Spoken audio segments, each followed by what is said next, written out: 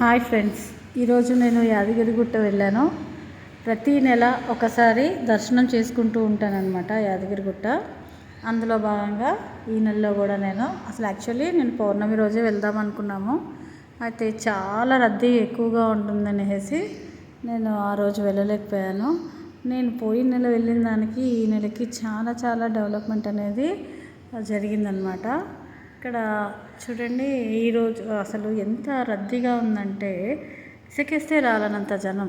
పౌర్ణమి రోజు ఎక్కువ ఉంటారు కదా అని చెప్పేసి ఇప్పుడు వెళ్ళాను. ఇప్పుడు కూడా చాలా రద్దీగా ఉందన్నమాట.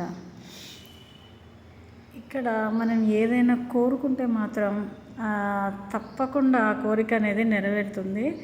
నేను ఇక్కడికి వస్తున్నాను ప్రతి నెల అంటే నేను అంతగా లక్ష్మీ నరసింహస్వామి దగ్గర ఆ దర్శనం చేసుకోగానే నాకు ఎందుకో మనసంతా చాలా పులకరించిపోతూ ఉంటుందన్నమాట.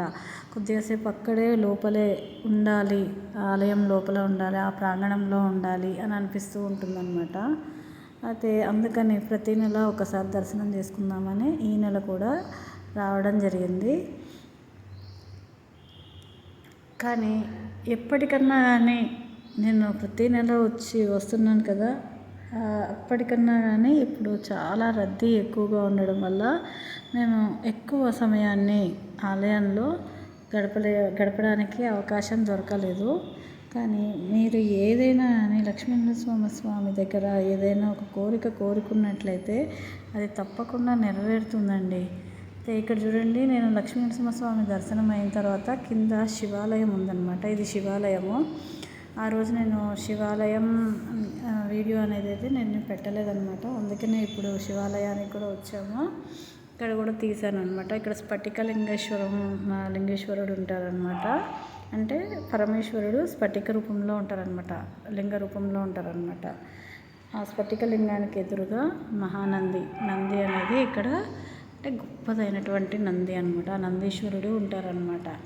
ఆ నందీశ్వరుడి చెవిలో ఏదైనా చెప్పినట్లయితే అది ఆ పరమేశ్వరుడికి విన్నవించుకుంటారు. ఆ విధంగా మన కోరిక నెరవేరుతుందని కూడా చెప్తూ ఉంటారనమాట.